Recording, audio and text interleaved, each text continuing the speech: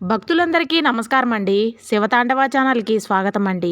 ఆ శివయ్య ఆశీస్సులు, ఆ తల్లి ఆశీస్సులు ప్రతి ఒక్కరిపై ఉండాలని నేను కోరుకుంటున్నాను ఫ్రెండ్స్. ఇక ఈరోజు దుర్గమ్మ మన కోసం అందించే సందేశం ఏమిటంటే, ఈ వీడియో మీరు ఫస్ట్ టైం చూస్తుంటే ప్లీజ్ లైక్ చేయండి, షేర్ చేయండి, సబ్స్క్రైబ్ చేయండి ఫ్రెండ్స్. దుర్గమ్మ అందించేటువంటి సందేశం ఏమిటంటే, తల్లి ఎంతో అదృష్టం చేసుకున్నావు కాబట్టే ఈ దుర్గమ్మ తల్లి కన్ను నీ మీద పడింది. కాబట్టి ఇది నువ్వు చూసిన ఒక గంటలోనే శుభవార్తను వింటావు. నిర్లక్ష్యం చేయకుండా చివరి వరకు చూడు తల్లి. నీకు అంతా మంచే జరుగుతుంది. చివరి వరకు చూడు. ఈరోజు నీ దుర్గమ్మ తల్లి కన్ను నీ మీద పడింది. నువ్వు పడుతున్న కష్టాలన్నీ కూడా ఆ తల్లి గంభీరమైన కన్నుతోటి చూస్తూనే ఉంది. ఏది మంచి ఏది చెడు ప్రతిదీ కూడా ఆలకిస్తూనే ఉంది. నీ జీవితంలో ఏవైతే మార్పులు జరుగుతున్నాయో, ఎవరి కారణంగా నీ మనసు వేదనకు గురవుతుందో, అలాగే ఏది జరిగితే నీ మనసు సంతోషపడుతూ ఉంటుందో, ఏది నీ జీవితంలో మార్పు రావాలి అని చెప్పి కోరుకుంటూ ఉన్నావో, ఏ కలలు నీకు నెరవేరితే నీకు సంతోషం దక్కుతుంది అని ఆశపడుతున్నావో, నీ బిడ్డల జీవితంలో ఏవైతే చిన్న చిన్న కోరికలు ఉన్నాయో అవి నెరవేరుతాయో లేదో అనే భయం, ఆందోళన మనసులో పెట్టుకున్నావో, ఇవన్నీ కూడా ప్రతిదీ కూడా ఆ తల్లి గమనిస్తూనే ఉంది. ఎందుకంటే నువ్వు ఏది అనుభవిస్తున్నా, ఏది నీ జీవితంలో జరుగుతున్నా ప్రతి దానికి కూడా ఒక అర్థం అనేది ఉంటుంది బిడ్డ. ఏదైనా కానీ ఒకటి నీ నుండి దూరమైంది అంటే ఆ దూరమైంది నీకు ఏదో నష్టాన్ని చేస్తుంది. దానివల్ల నీకు ఏదో ఆపద ప్రమాదం పొంచి ఉంది కాబట్టే ఆ యొక్క దుర్గమ్మ నీ నుంచి అది దూరం చేసింది అని చెప్పి నువ్వు నమ్మాలి. అలాగే ఏదైతే నీకు ఇప్పుడు కష్టం అనేది ఉందో ఆ కష్టం ఇప్పుడు నీ మనసుని ఒక ఆయుధంలాగా స్థిరపరిచి నువ్వు ఎదుర్కొంటున్నటువంటి సమస్యలను ఎలా ఎదుర్కోవాలో నీకు మానసికంగా ధైర్యాన్ని నింపి ఆ యొక్క కష్టం నుంచి ఏదో ఒక గుణపాఠాన్ని నేర్పిస్తుంది. మళ్ళీ ఆ కష్టం నీ జీవితంలోకి రాకుండా ఎటువంటి తెలివితేటలను నువ్వు దక్కించుకోవాలో అవన్నీ కూడా నేర్పించే వెళుతుంది. అలాగే సంతోషం యొక్క విలువని కూడా ఆ కష్టం నీకు తెలియబరిచి వెళ్తుంది. కాబట్టి చంద్రుడు వెనుకమాలే సూర్యుడు ఎలా అయితే ఉదయిస్తూ వస్తాడో, అలాగే చీకటి వెనుకాలే వెలుగులు ఎలా అయితే వస్తుంది, కష్టం వెనుకాలే మరి సంతోషాలు సుఖాలు కూడా అలాగే వస్తాయి తల్లి. కాకపోతే ఏది శాశ్వతం అని నమ్మకూడదు. వచ్చే కష్టము శాశ్వతము కాదు, అలాగని చెప్పి సుఖము శాశ్వతము కాదు. అన్నీ సుఖాలే సంతోషాలే కోరుకున్నటువంటి కోరికలన్నీ కూడా నెరవేరిపోతూ ఉంటాయి.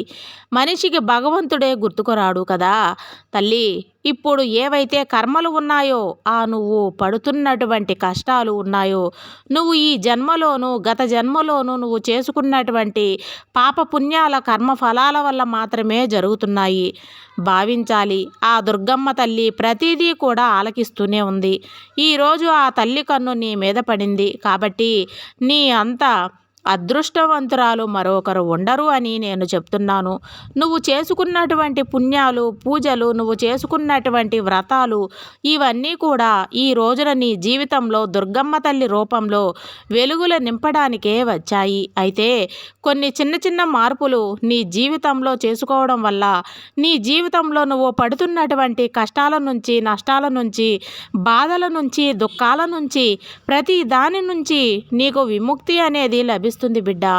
ఎందుకంటే ఆ దుర్గమ్మ నీ కష్టాలను కన్నీటిని తుడవటం కోసం మాత్రమే ఈరోజు ఈ సందేశం నీ చెవిన పడేలా చేసింది. కాబట్టి నువ్వు ఏదైనా కానీ ఒకరోజు నీకు కుదిరిన రోజు, నువ్వు కుదుర్చుకున్న రోజు, నువ్వు ఖాళీగా ఉన్న రోజు మర్చిపోకుండా గుర్తించుకొని విజయవాడ కనకదుర్గమ్మ గుడికి వెళ్ళి అమ్మవారి యొక్క ఆ యొక్క దర్శనం చేసుకుంటావో, ఆ దర్శనం చేసుకున్నటువంటి మరుక్షణం ఎవరైతే శత్రువులు నీ మీద పడి ఏడుస్తూ ఉన్నారో, నువ్వు బాగుపడుతుంటే చూడలేకపోతున్నారో, నీ యొక్క ఎదుగుదలను తొక్కాలి అని చెప్పి చూస్తున్నారో, నలుగురిలో నిన్ను అవమానపరచాలి అని చెప్పి ఎదురు చూస్తూ ఉన్నారు, నీకంటూ ఎటువంటి విలువ ఉండకూడదు, ఇక్కడ సందర్భం దొరికితే, ఎక్కడ సమయం దొరికితే, ఎక్కడ చిన్న ఛాన్స్ దొరికినా కానీ నిన్ను అవమానపరచాలని చెప్పి 1000 కళ్ళతో చూస్తూ ఉన్నారో అటువంటి వారి యొక్క ఆట ఆ తల్లి కట్టిస్తుంది. అలాగే నువ్వు పడుతున్నటువంటి మానసికమైనటువంటి వేదన, ఎందుకు ఇంత మానసికమైన వేదనని అనుభవిస్తున్నావో అది కేవలం నీకు మాత్రమే తెలియాలి. ఎందుకంటే ఇంత సుకుమారమైనటువంటి మనస్సు నీకు ఉండటం వల్లే నీ జీవితంలో చిన్న చిన్న విషయాలను కూడా పెద్ద పెద్ద భూతద్దంలో చూసే ప్రయత్నం అయితే చేస్తున్నావు బిడ్డ. వచ్చిన కష్టం గోరంత మాత్రమే, కానీ కొండంత కష్టంగా నువ్వు దాన్ని అనుభవిస్తూ ఉన్నావు. నిన్ను నీ జీవితంలో కొంతమంది ఎగతాళి చేయవచ్చు, కొంతమంది ఎందుకు పనికిరావు అని చెప్పి నీ మీద ముద్రలు వేయచ్చు. అలాగే నీ దగ్గర డబ్బు లేకపోవచ్చు, బంగారం లేకపోవచ్చు, పేరు ప్రఖ్యాతలు లేకపోవచ్చు, కానీ ఏదైతే నీకు ఉన్నటువంటి మానవ జన్మ ఉందో, ఈ యొక్క మానవ జన్మ అంటే అన్నిటికంటే కూడా విలువైనది. ఈ సృష్టిలో, ఈ యొక్క ప్రపంచంలో ఈ యొక్క ప్రాణం కంటే విలువైనటువంటి ఆస్తి మరొకటి లేదు.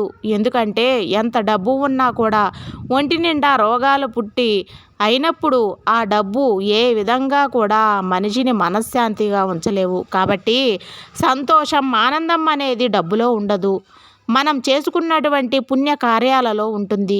ఎప్పుడూ కూడా పాజిటివ్గా ఆలోచించాలి, అందరి మంచి కోరుకోవాలి, ఎవరిని కూడా నెగిటివ్గా ఆలోచించకూడదు, మనసుని ఎప్పుడూ కూడా నెగిటివ్గా మార్చుకోకూడదు. నువ్వు ఎంత ప్రశాంతంగా ఉంటావో నీ ఆరోగ్యము అంత చక్కగా ఉంటుంది. నీ మొహంలో ఒక రకమైనటువంటి కాంతి వికసిస్తూ ఉంటుంది. కాబట్టి నీలో ఉన్నటువంటి మానసిక వేదన ఇకనైనా కానీ నువ్వు ఫుల్ స్టాప్ పెట్టేసి, ఎక్కడెక్కడ బాధలు అక్కడ వదిలేసి పెట్టి, ఎవరు ఏమనుకున్నారో, ఈ పని చేస్తే ఏమనుకుంటారో, ఇక్కడికి ఇలా వెళ్తే ఏమనుకుంటారో, ఇక్కడికి ఈ సమయంలో వెళ్తే ఏమన్నా నన్ను కామెంట్ చేస్తారేమో, నన్ను వెతుకుతారేమో, నన్ను వేలెత్తి చూపుతారేమో అని చెప్పి ప్రతి దానికి కూడా భయపడుతూ బ్రతకకూడదు. ఇక్కడ నువ్వు ఏ తప్పు చేయనంత కాలం కూడా నీకు నువ్వే రాజువి, నీకు నువ్వే రాణివి. కాబట్టి నువ్వు ఒకరి కింద తలదించుకొని బ్రతకాల్సిన అవసరం అయితే లేదు తల్లి. ఎవరైతే నిన్ను వేలెత్తి చూపించారో, నిన్ను అవమానపరుస్తున్నారో, నిన్ను తొక్కాలి అని చెప్పి చూస్తున్నారో, రేపటి రోజున నువ్వు చేసే పనులను నిన్ను నలుగురిలో ఒక దోషిలాగా చిన్నబుచ్చుకునే విధంగా పరచవచ్చు. కానీ ఎప్పుడైతే కానీ నువ్వు గుర్తించుకోవాల్సింది ఒకటే, మానసికమైన సంతోషానికి మించినటువంటి ఆ యొక్క ఆస్తి మరొకటి లేదు అని చెప్పి ఒకరి మాటలు ఎక్కడా కూడా వినవద్దు.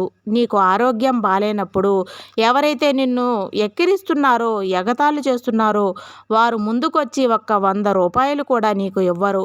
అటువంటప్పుడు ఒకరి గురించి అనవసరంగా ఆలోచించి నీ మనసుని పాడు చేసుకోవడంలా నీ మనసు ప్రశాంతత లేకుండా పోతుంది. నీ యొక్క సమయం అనేది వృధా అయిపోతుంది. నువ్వు చేస్తున్న పని పట్ల నీకు శ్రద్ధ తగ్గిపోతుంది. ఏ పని కూడా నీకు చేయాలి అనిపించదు. మనశ్శాంతిగా పూర్తిగా డైవర్ట్ అయిపోతుంది. కాబట్టి ఎప్పుడూ కూడా ఒక మాట గుర్తుంచుకో, ఎప్పుడు ఎదుటివారి గురించి ఆలోచించి నీ యొక్క విలువైన సమయాన్ని వృధా చేసుకోవద్దు. ఇదండి దుర్గమ్మ మన కోసం అందించే సందేశం. మీకు అందరికీ నచ్చిందని అనుకుంటున్నాను ఫ్రెండ్స్. సర్వేజన సుఖినో భవంతు.